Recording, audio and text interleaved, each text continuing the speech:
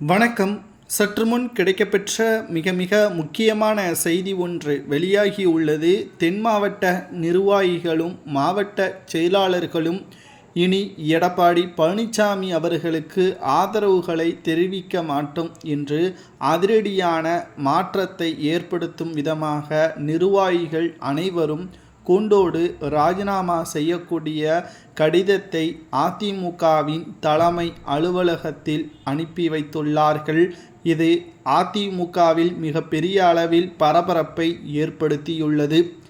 அனைத்திந்திய அண்ணா திராவிட முன்னேற்ற கழகத்தை பொறுத்தளவிற்கு ஒட்டுமொத்தமாக மிகப்பெரிய அளவிலான பிரச்சனை கடந்த 3 ஆண்டுகளாக ஓபிஎஸ் அவர்களை எதிர்த்து எடப்பாடி பொதுச்செயலாளராக பதவியேற்றது தொடர்ச்சியாக அதிமுகவின் தோல்விகள் கொள்கைகளை மாற்றியது என்று சொல்லிக்கொண்டே போகலாம். மேலும் தென் மாவட்டங்களில் ஒருபோதும் எடப்பாடி கால் வைக்க முடியாது.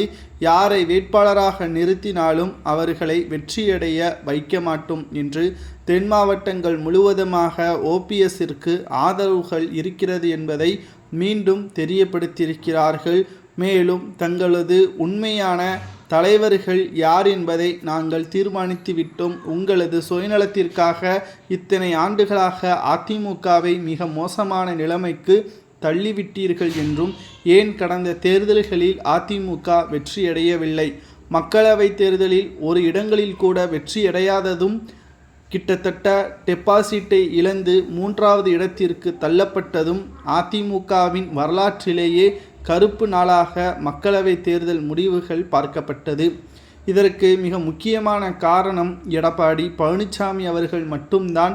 அதை தவிர மேலும் பல்வேறு சிக்கல்களில் எடப்பாடி மாட்டிக்கொண்டிருப்பதும், ஓபிஎஸ் அவர்கள் அதிமுகவிற்குள் வந்தால் அவரது தலைமை பறிபோகப்படும்.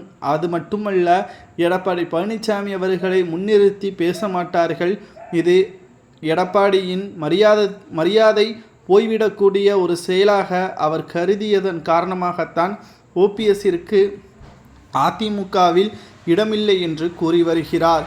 தற்பொழுது அதிமுக வெற்றியடைய வேண்டும், எடப்பாடியை நாங்கள் பெரிதாக பார்க்கவில்லை, அதிமுக வெற்றிக்கு ஓபிஎஸ் அவர்கள் உறுதுணையாக இருக்கிறார் என்பதை நாங்கள் நம்புகிறோம், நாங்கள் ஓபிஎஸ் அவர்களுக்கு ஆதரவுகளை கொடுக்கிறோம் என்று தென் மாவட்ட நிர்வாகிகள் கூறியிருப்பது சரியா தவறா என்பதை உங்களது கருத்துக்களை கமெண்ட் வாயிலாக கூறுங்கள். அனைத்திந்திய அண்ணா திராவிட முன்னேற்ற கழகத்தை பொறுத்தளவிற்கு 2026 சட்டமன்ற தேர்தல் மிக முக்கியமான தேர்தல் என்பதும் குறிப்பிடத்தக்கது. மாவட்ட செயலாளர்கள் எடுத்த முடிவு சரியானதா?